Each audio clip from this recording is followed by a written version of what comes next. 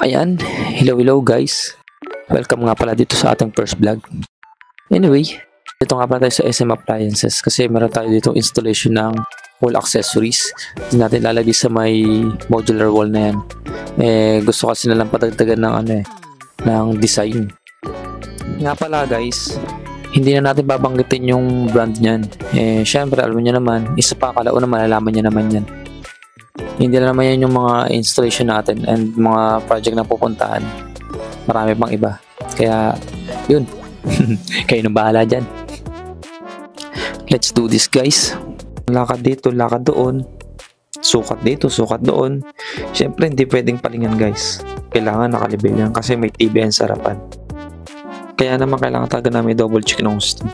At ayan, naikapit na nga namin yung frame na pagkakapitan ng accessories. Pero syempre hindi pwedeng nakadikit lang yan. Kaya kailangan doblehan namin ng pampatibay.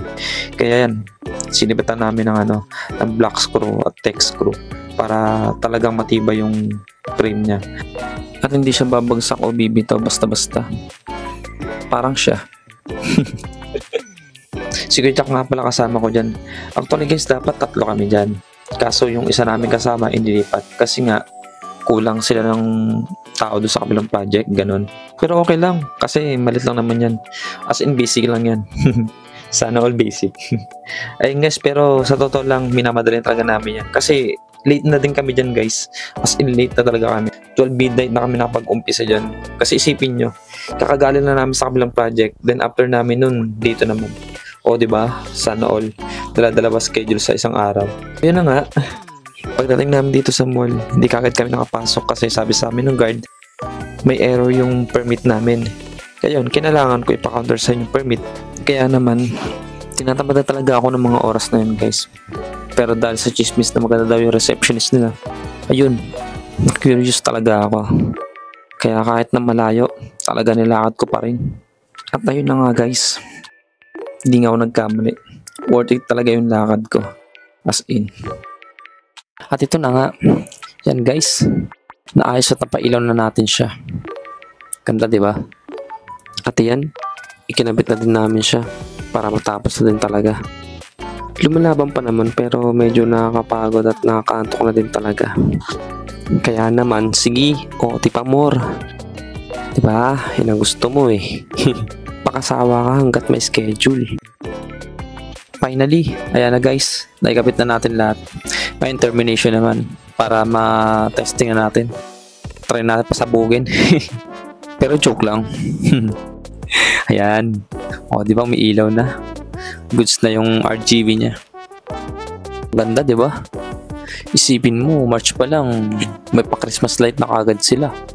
Bongga. At yan guys, inilalagay na din namin yung takip ng aluminum LED profile. Nang sa ganon, mas maganda yung buga ng ilaw niya. Ayan, tapos na. Tamang linis-linis na lang, then adjust ng hotspot. Tapos, walis dito, walis dun. Yan, makakauwi na rin kami. Yan, ipatesting na natin kay Kuya Jack. Pakontrol natin sa kanya yung ilaw. Yan. Yan, gumagana naman lahat. Nagpa-function naman yung remote natin guys. Yan o. Diba? Swak. Goods na goods. Quality. At ito na nga guys. Ayan. Nakalabas na kami ng store. Pababa na kami ng mall. Sa wakas makakauwi na din kami. Pero parang malungkot si Kuya Jack ah. Parang hindi satisfied. Okay, problema. Ay nako. Basta importante makakauwi, makakapagpahinga at makakatulog na. Kasi mamayang umaga gagamitin na naman kami. Sheesh! Bye bye! Kita-kits guys!